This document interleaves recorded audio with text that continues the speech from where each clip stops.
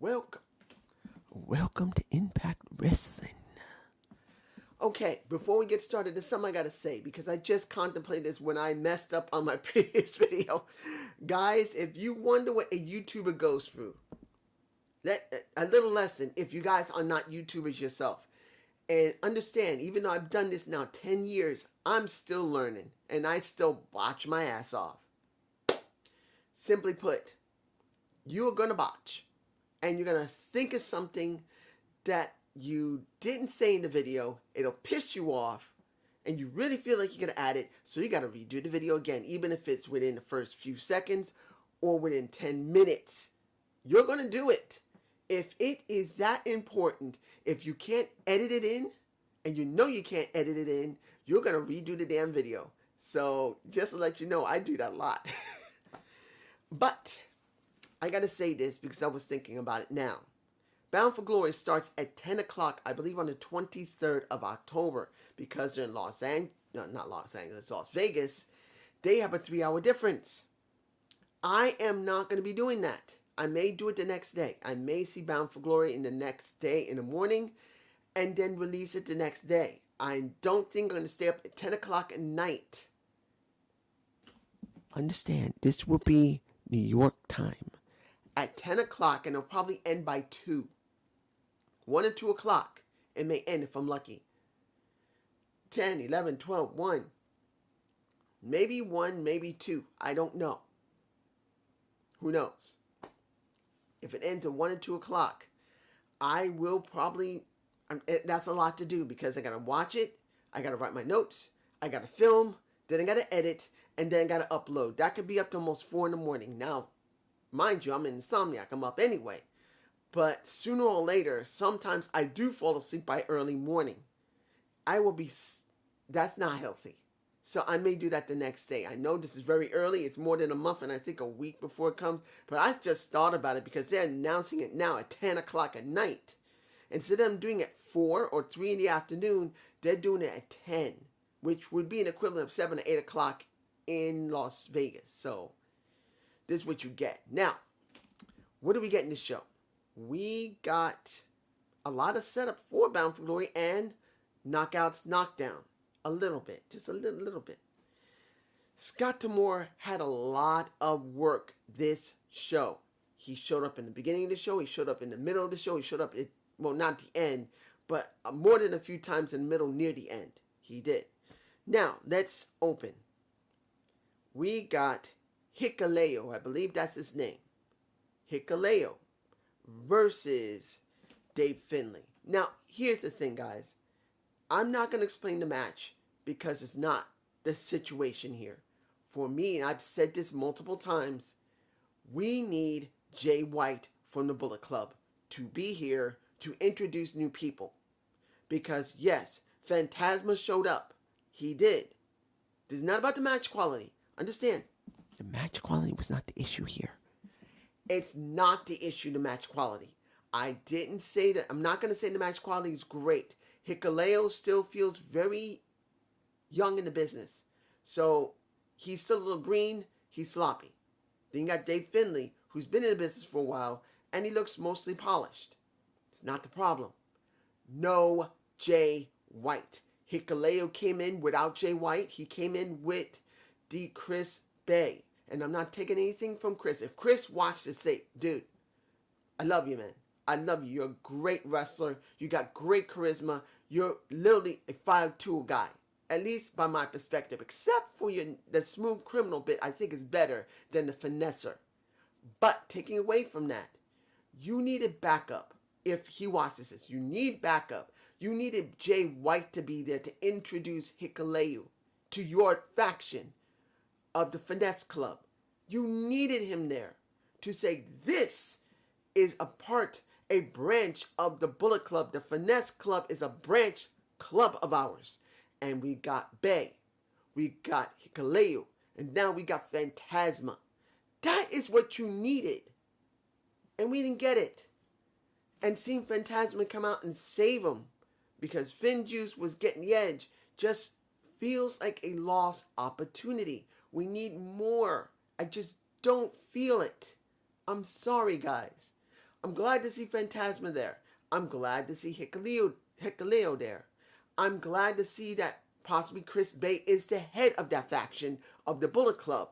But still, he needed the branch head, the boss, to endorse all three of them together. Now, maybe a Bound for Glory will get that, but I don't think so. And that just is a lost opportunity for me personally. Now, we got, let's get this over with. Raju versus Chelsea Green. Now, as I said at Victory Road, I did not get a chance to see the very ending of it because my stream dropped. And even though I got files, there's nothing wrong with my end. The stream dropped on the other end.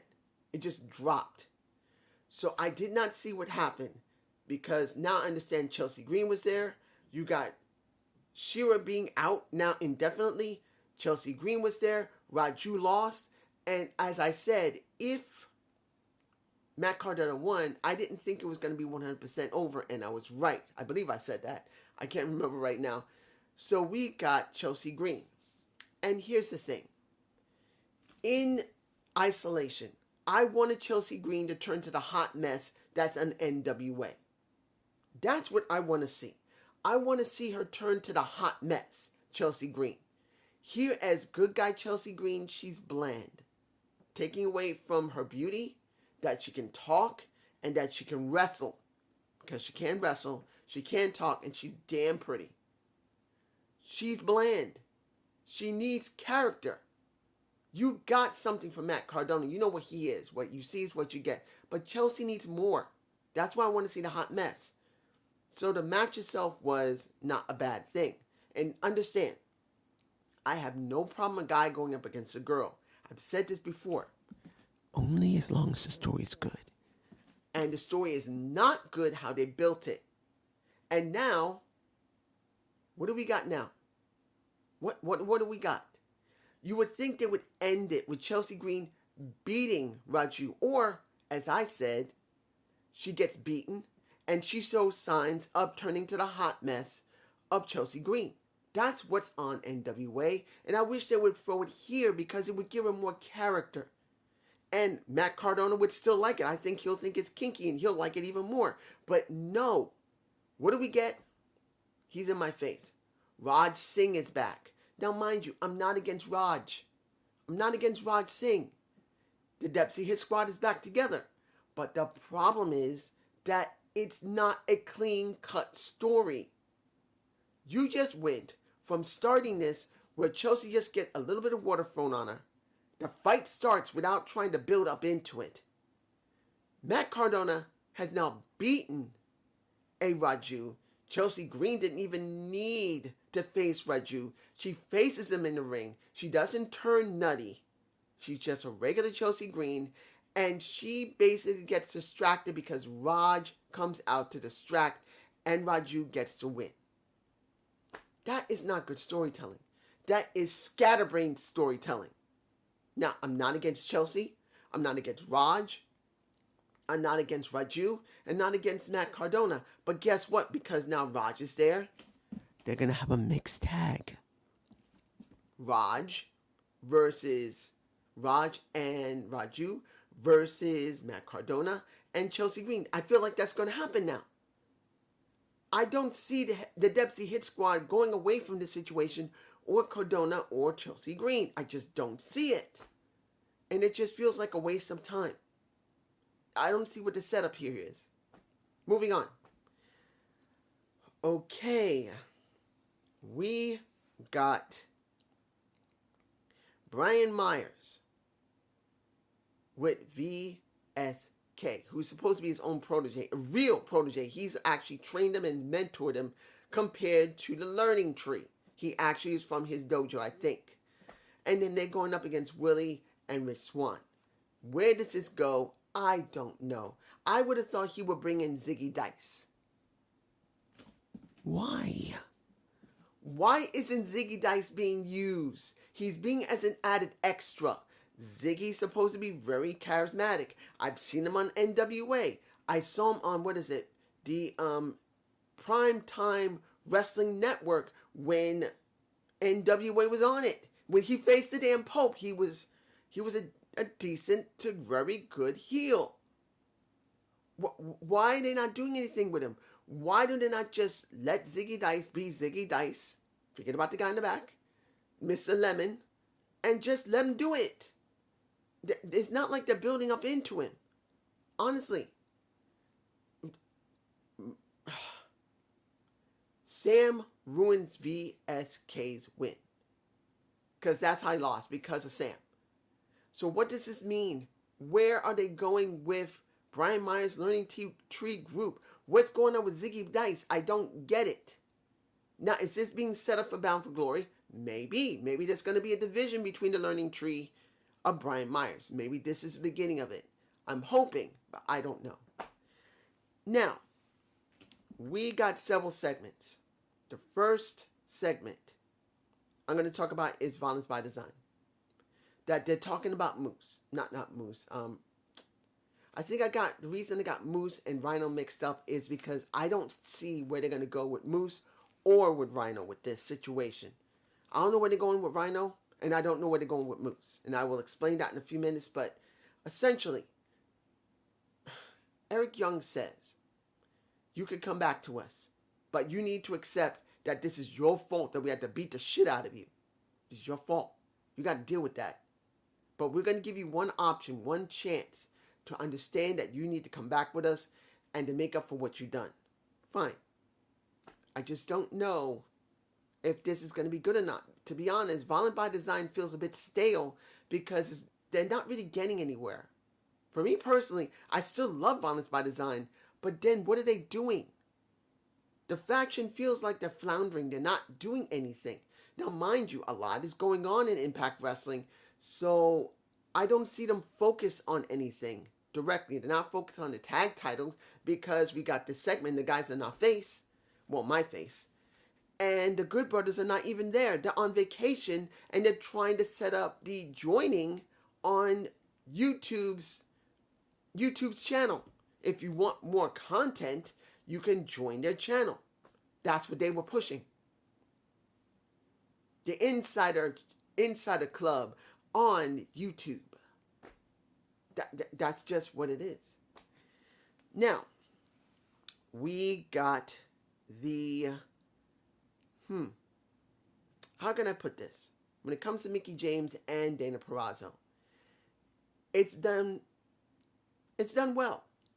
I'm interested in seeing this. Now, one of my subscribers told me months upon months ago that Mickie James is going for that title, and I said no.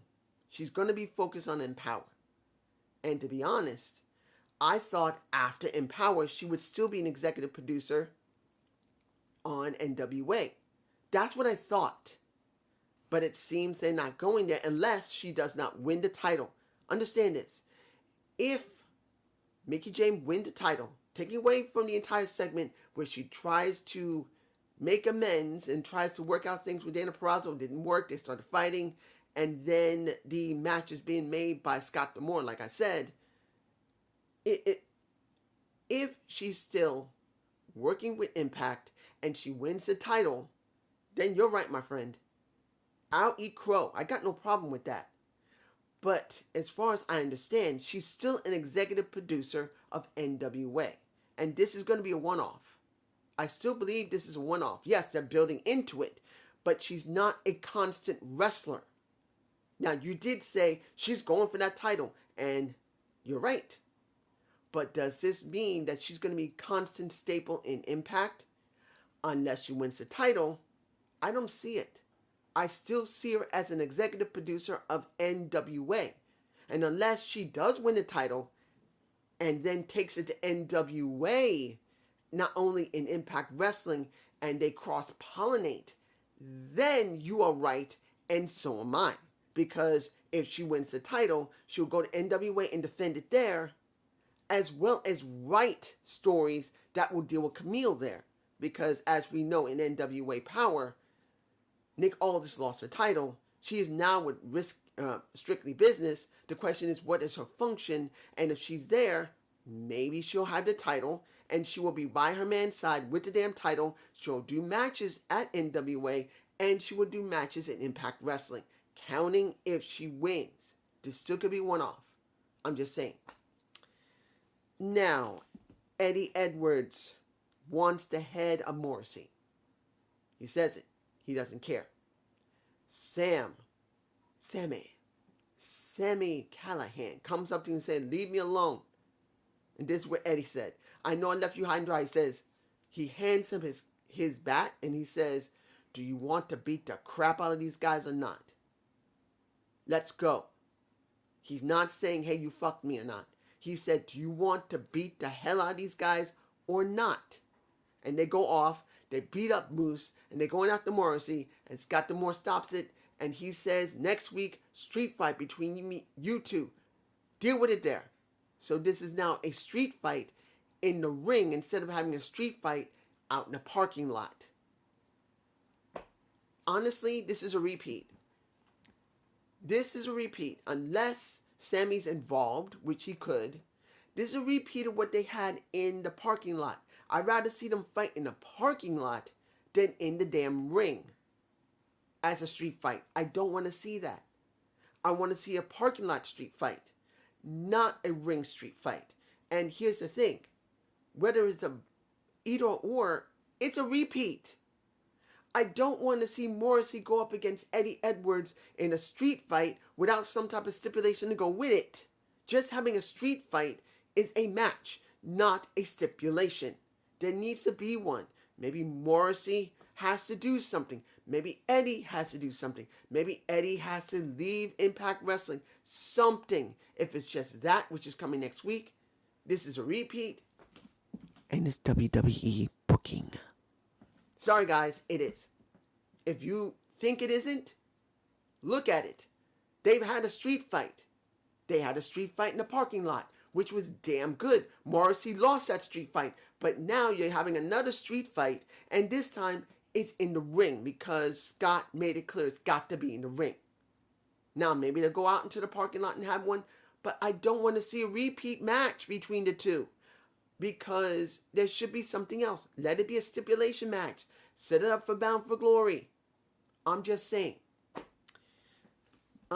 Gail Kim said that she's going to be the one in charge of Knockouts Knockdown. There's going to be a tournament or some type of tournament.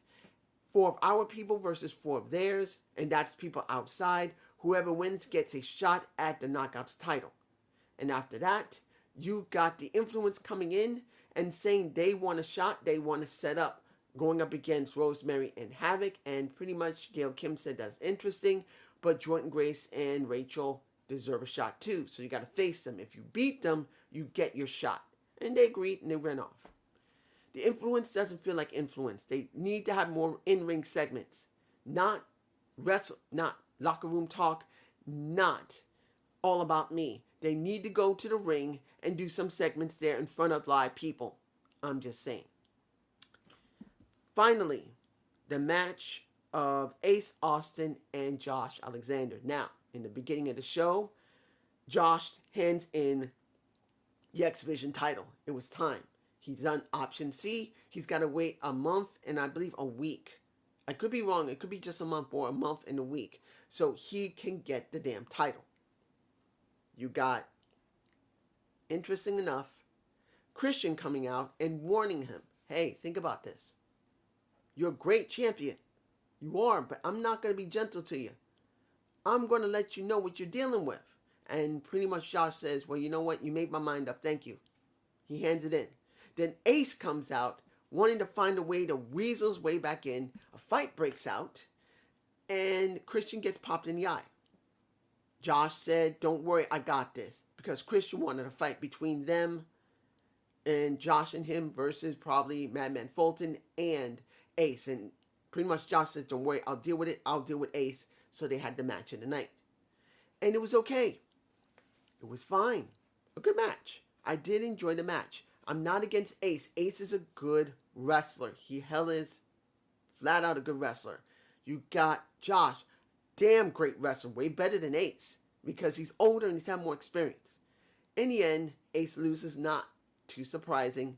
The beatdown happens. Christian comes out.